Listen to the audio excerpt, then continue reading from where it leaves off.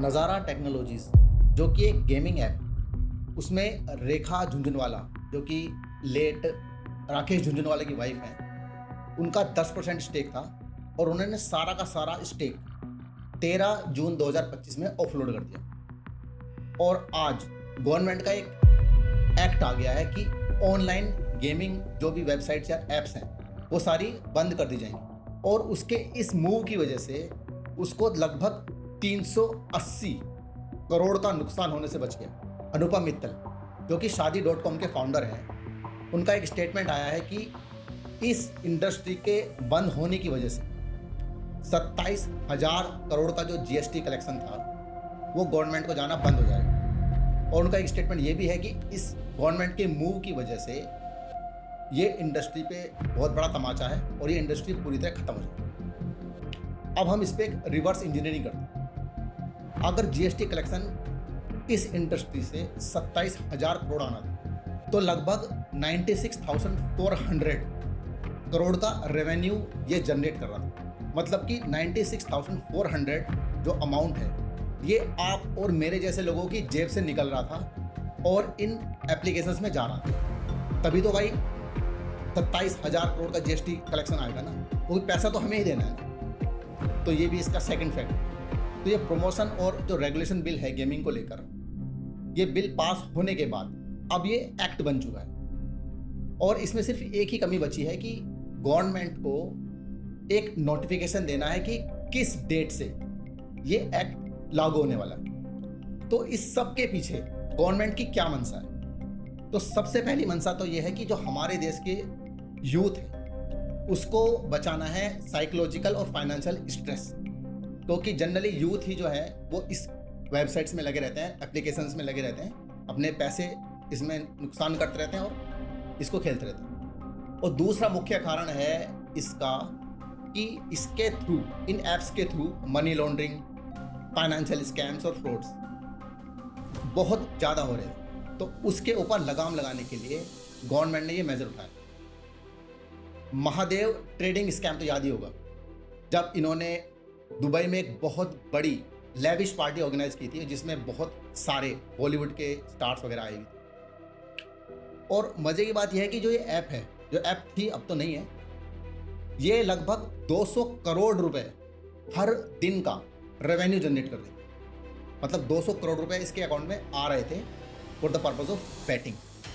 तो अगर simple words में देखें तो ये लॉ ये कहता है कि अगर किसी भी गेम में पैसा इन्वॉल्व होगा और अगर जीतने वाले को पैसा मिलेगा और बाकी हारने वालों से पैसा कलेक्ट किया जाएगा, मतलब कि किसी भी फॉर्म में अगर पैसा इन्वॉल्व है तो वो क्राइम माना जाएगा। अब बात करते हैं पेनल्टी। अगर कोई ऐसा करता हुआ पाया गया तो उसको 1 करोड़ रुपए जुर्माना और 3 साल तक की कैद हो सकती है या फिर दोनों हो सकती है।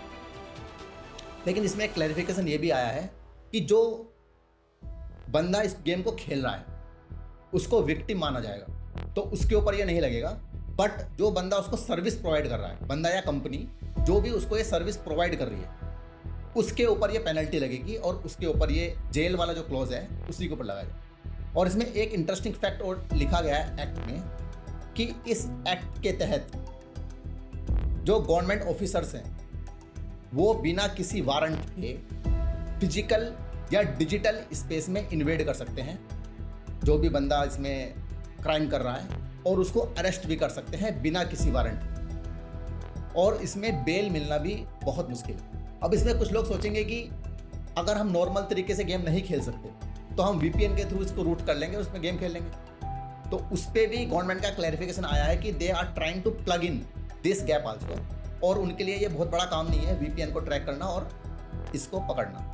और उसके साथ साथ वो इंटरपोल की भी मदद लेने वाले हैं। जो भी ऑफशोर ऑफेंडर्स होंगे, मतलब कि जो कंपनियां इंडिया में ऑपरेट ना करके किसी बाहर के देश से ऑपरेट करेंगी और वहाँ से अपनी फैसिलिटीज़ गेमिंग वाली अवेलेबल कराएंगे इंडियंस को, तो इंटरपोल के साथ मिलके भी उन ऑफेंडर्स को बुक किया जा सकता है और इंडियन लॉ के जुरिस्डिक्शन में लाया जा सकता है। इसके अलावा एक खबर और भी है जो कि जीएसटी से रिलेटेड है, बट इस न्यूज़ से भी रिलेटेड है। जीएसटी में एक टैक्स चलता है सिन टैक्स, SIN, सिन टैक्स, जो कि टोबैको सिगरेट्स पे लागू होता है। तो गवर्नमेंट इस गेमिंग को भी उसमें लाने का विचार कर रही है। उसके आने की वजह से ये होगा कि अभी फ़िलहाल जीएसटी जो 28% लगता है वो बढ़कर 40% हो जाएगा। अब ये जाहिर सी बात है कि जो कंपनीज का स्टेक इसमें था उनको काफ़ी दर्द महसूस हो रहा है, तो उन्होंने एक नई कंपनी, जो बाकी कंपनीज हैं सब ने मिलकर एक